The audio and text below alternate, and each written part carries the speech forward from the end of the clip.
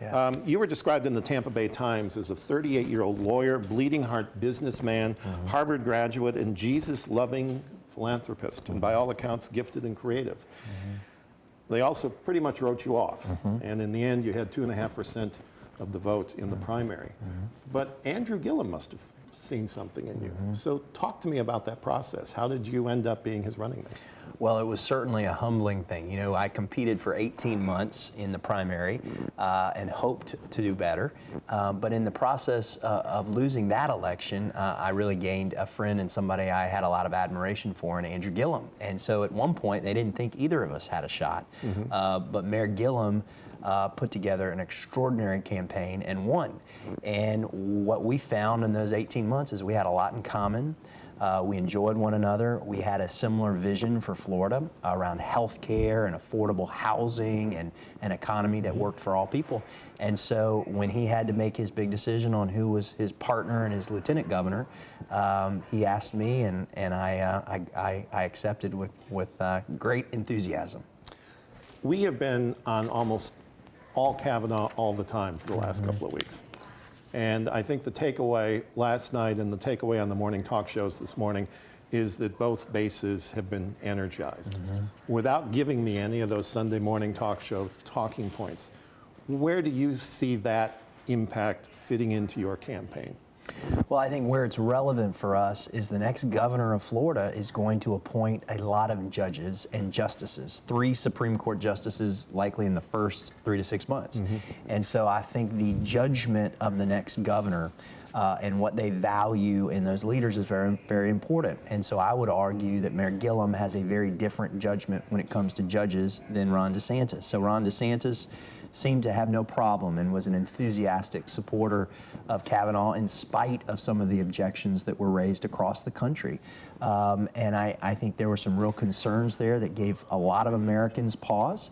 And so that should give Floridians pause when it comes to who we're going to put up to make judgments about the law in the state of Florida. I'm much more confident in Mayor Gillum's judgment in making those decisions. I spent some time yesterday with Ron DeSantis. He made a campaign stop here on Bee Ridge. And one of the things that we talked about was the ground game. In an era where races for governor, races for U.S. Senate can cost millions and millions and millions of dollars, it seems to me that it's all going to come down to old-fashioned retail politics and the ground game. He credited his ground game, the Republican National Committee, Scott's ground game. How do you gauge the ground game for Gillum? Well, I have been all over this area this weekend. I was in 4 churches this morning. I was at a soul food restaurant where we had an event. I'll be doing things in Sarasota all day today. The energy and enthusiasm for our ticket, for Mayor Gillum and myself, is incredibly exciting. Everywhere we go, people are telling us what they're doing, how many doors they're knocking, how many calls they've made. And I think most people feel like that the Democrats this year and our ticket is better organized, better energized than at any time in recent memory in the state of Florida in terms of Democratic politics. And so we too believe this is going to be a close election. And we've got to have a better ground operation. We think we have it. I see evidence of that every day, and I see a lot of enthusiasm for Mayor Gillum. Let's go back to what the Tampa Bay Times wrote about you. Lawyer, bleeding heart businessman, Harvard grad, Jesus-loving philanthropist. Who are you? Right. Who are you? Well, you know, and one of the things, I was a lawyer for a brief period of time, but I've been an entrepreneur for 12 years. What does that mean? I started a company from scratch that does affordable housing for seniors and working families all across Florida and the southeastern United States. But, you know, I think some of the things that I think Mayor Gillum valued in my story is, one, I met my wife in high school, married my high school sweetheart. I've been committed as a lifelong Democrat and as a progressive since I was in high school. I am an entrepreneur. I mean, these are two guys, Mayor Gillum and myself, that have a real vision for how to grow an economy that cares for all of our families, that's more fair, where more people can share in prosperity and pursue their dreams. And so, you know, he went with an entrepreneur for his running mate as opposed to a career politician. And I'm somebody who is deeply involved in my community. I'm a person of faith.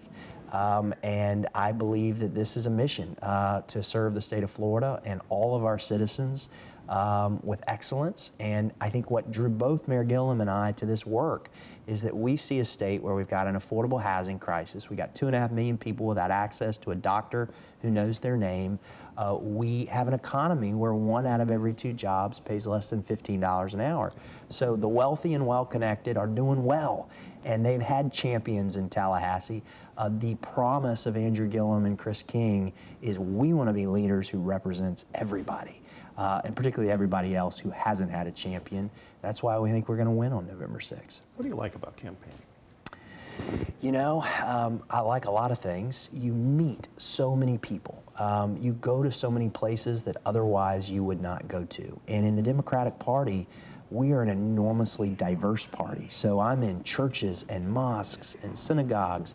I'm at soul food restaurants one day. I'm at LGBT pride parades another day. And so you really have to be nimble. You have to learn what drives people, what their concerns and feelings are. And so for me, I think it's just really given me a greater awareness, also of suffering in the state of Florida. Mm-hmm. You know, I am an entrepreneur, and we have some success in our business. And you know, you can stay in your bubble and not sometimes know that there are people really struggling. And those are the people that we're trying to help. And we meet them every day, everywhere we go. Andrew Gillum and I meet them.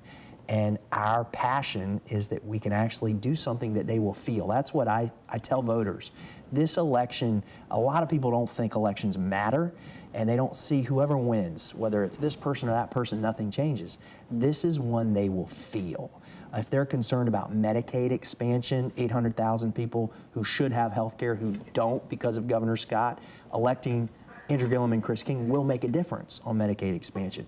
If they're concerned about the environment, red tide, toxic algae blooms that are circling the state like a science fiction movie, you've got 2 environmentalists on this side of the ticket who have been endorsed by just about every environmental group who want to do it differently, who want to invest in environmental agencies and bring scientists back into the equation. So this is an election people are going to feel the difference. One last question.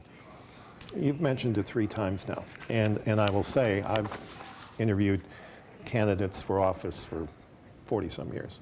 Why is it that Democrats have such a hard time talking about faith? You know, I think we've ceded that ground for a long time, and it's been one of the passions of my life. I'm sort of an unusual person because I'm a progressive and a lifelong one, and a Christian and a lifelong one. And my faith really guides a lot of my political positions.